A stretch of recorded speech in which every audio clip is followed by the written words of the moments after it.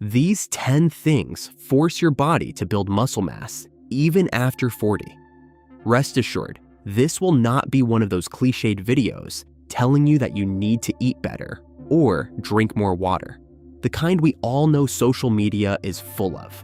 We will talk about habits and things that most people genuinely do not know.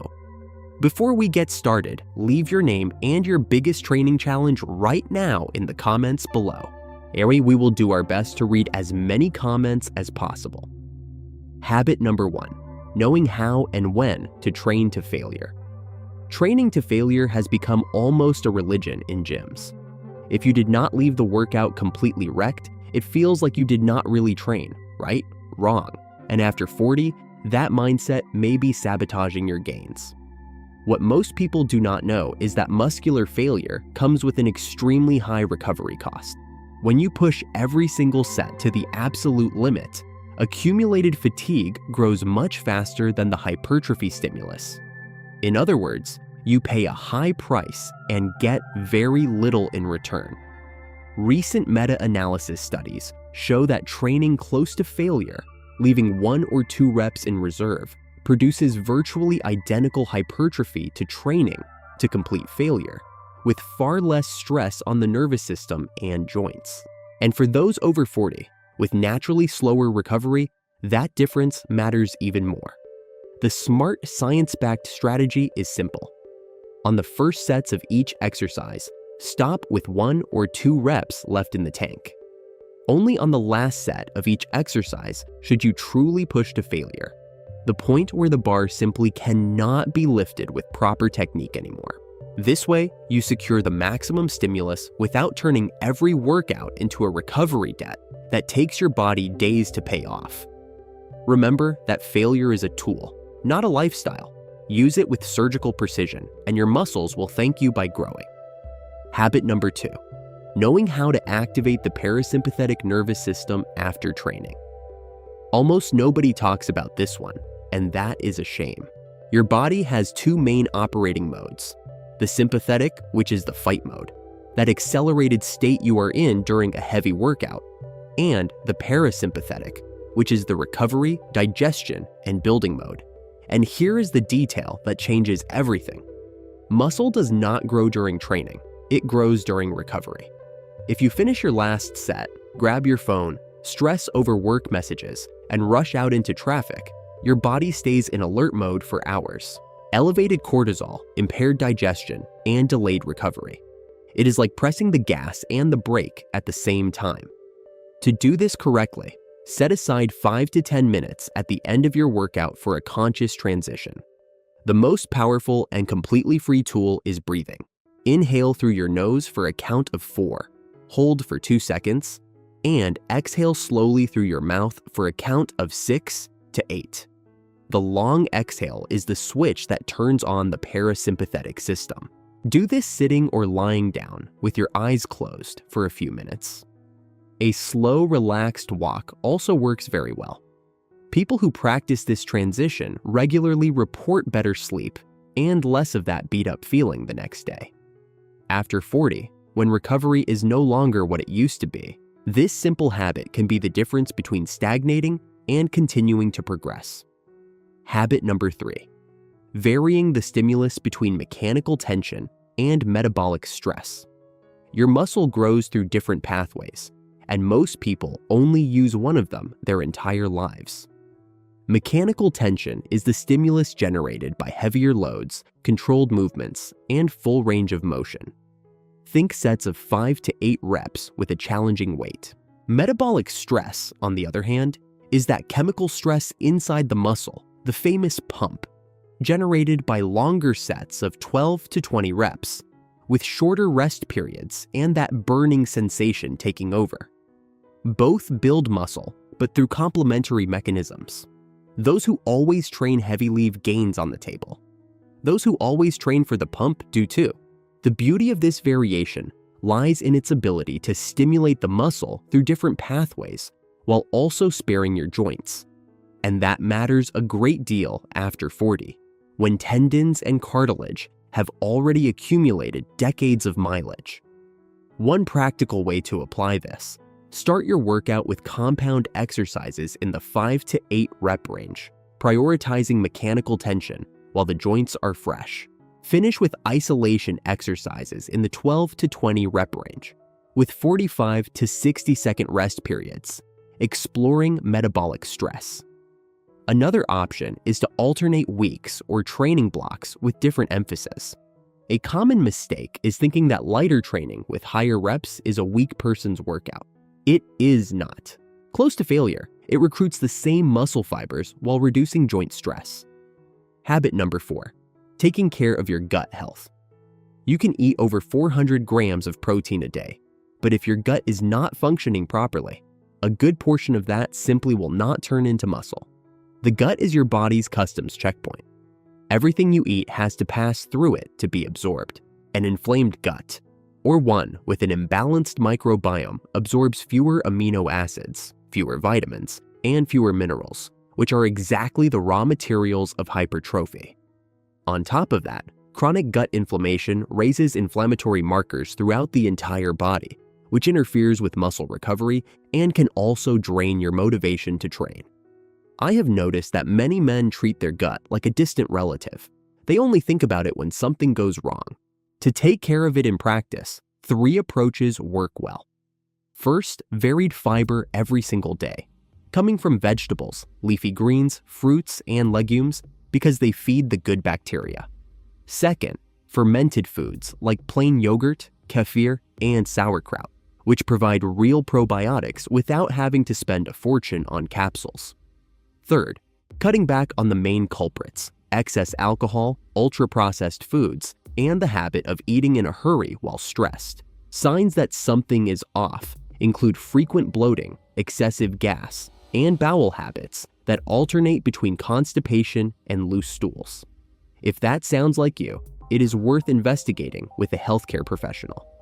Muscle is built in the kitchen, but it passes through the gut's customs first. Habit number 5, controlling weekly training volume per muscle group. If there is one number you should know about your training, it is this one. How many sets you do per week for each muscle group. Training science points to an ideal range of 10 to 20 weekly sets per muscle group, with most people responding very well between 12 and 16. Below that, the stimulus may be insufficient. Much more than that, and you enter the territory of junk volume, sets that generate fatigue, take up time, and wear down joints, but add no growth.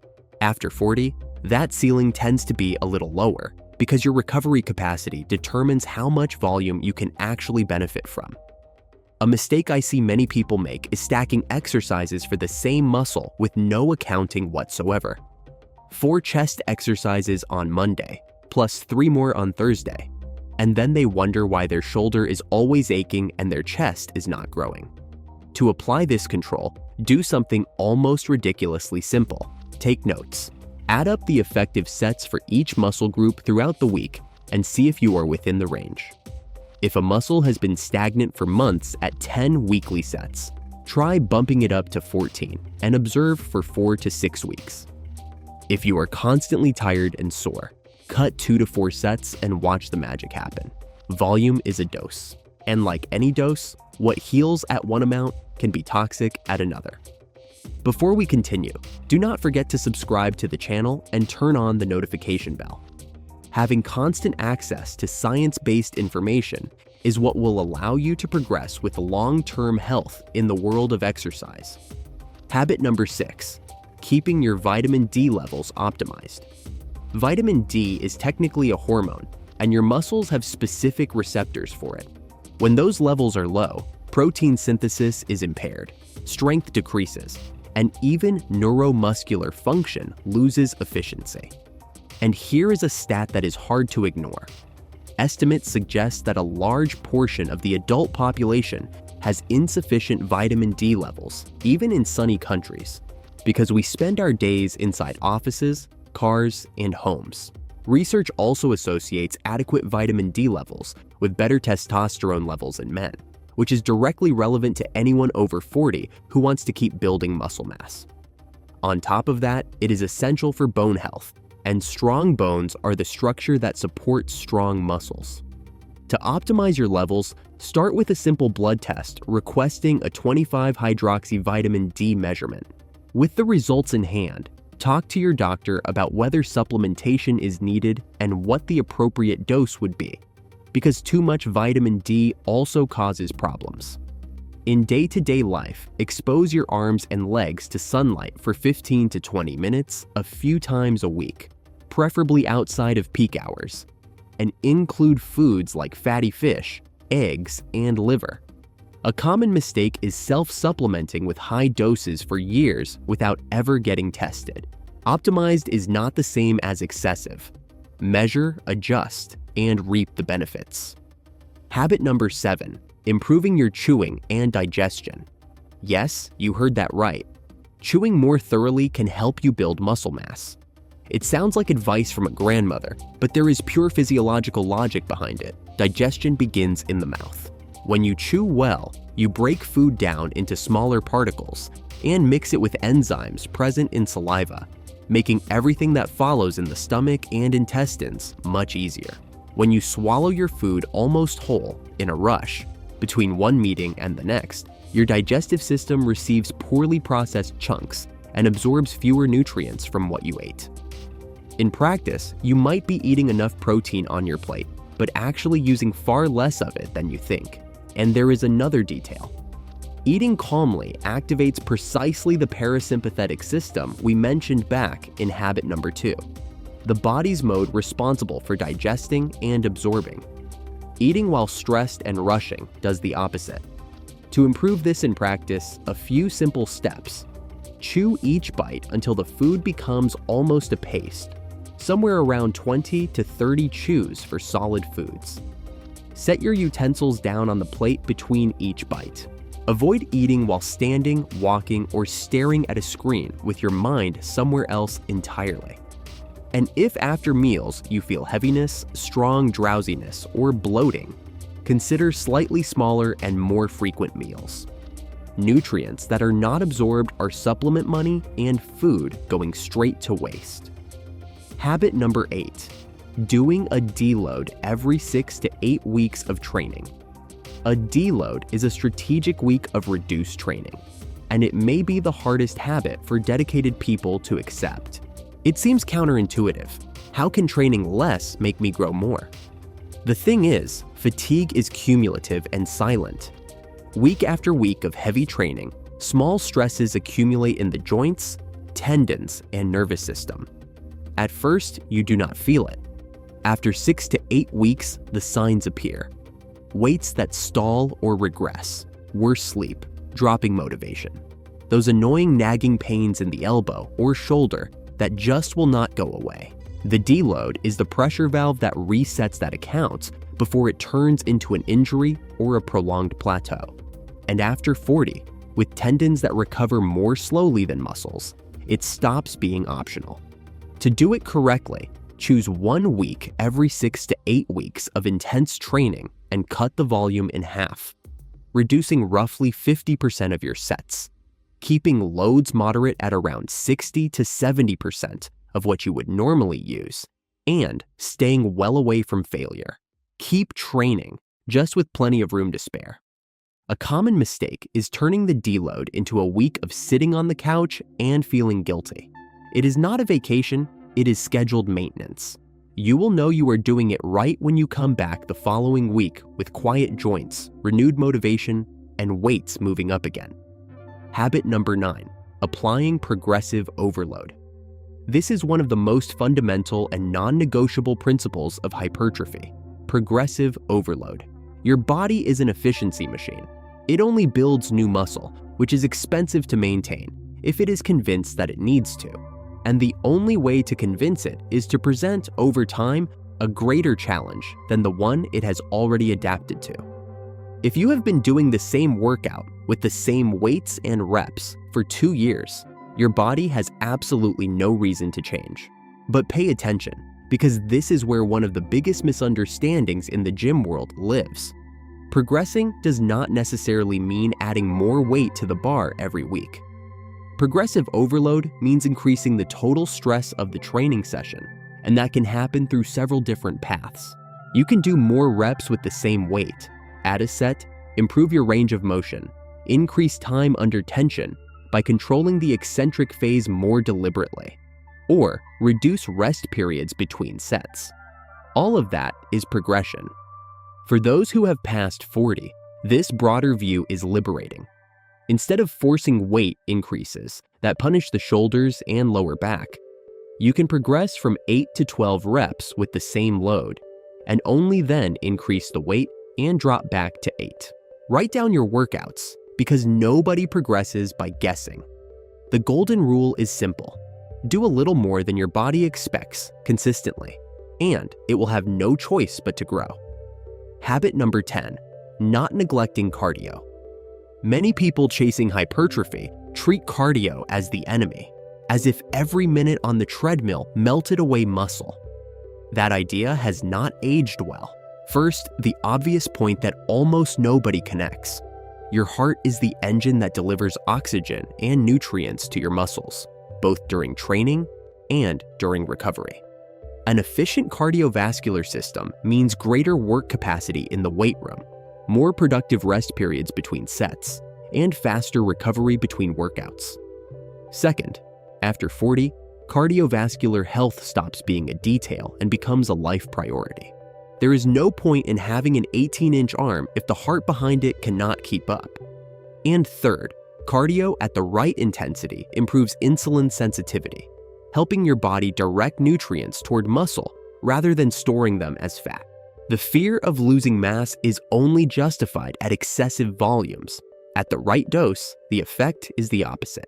To apply it without interfering with hypertrophy, do 2 to 3 weekly sessions of 20 to 30 minutes at moderate intensity, the kind where you can hold a conversation but with some difficulty. Brisk walking, cycling, or rowing are easy on the knees and work extremely well. Prefer cardio after your weight training or at separate times during the day, avoiding intense sessions the night before heavy leg workouts. Cardio does not steal muscle. It funds the environment where muscle grows. We have closed the list, but I saved one indispensable bonus for last. Bonus habit, taking creatine. If there is one supplement that deserves to be called unanimous, it is creatine. It is simply the most studied supplement in the history of sports nutrition, with thousands of published studies over decades proving both its effectiveness and safety. It is not a trend. It is not an influencer's promise. It is established science. Creatine increases phosphocreatine stores inside the muscle, which is the fuel for fast and intense contractions. In practice, that means 1 or 2 extra reps on every heavy set. It sounds like a small thing, but added up over months, that extra volume of work translates directly into more muscle mass. Research also shows benefits in preserving lean mass with age and promising effects on cognitive function, which makes it even more interesting for anyone who has already passed 40. To use it correctly, 3 to 5 grams of creatine monohydrate per day, every single day, with or without training, at whatever time is easiest for you to remember. No loading phase is necessary, and you do not need the expensive, fancy versions. Monohydrate gets the job done. A common mistake is taking it only on training days or giving up after 2 weeks. The effect comes from continuous saturation, so consistency is everything. Anyone with kidney issues should speak with their doctor first. For everyone else, it is the cheapest and most proven investment in the fitness world. If you enjoyed this and want to check out the 10 exercises that do the most damage to your knees and lower back after 40, we have a video appearing on screen right now showing each one in detail. It is important knowledge for anyone who has already reached that age, so make sure you check it out. Thank you for watching all the way through, and may God bless you, my friend.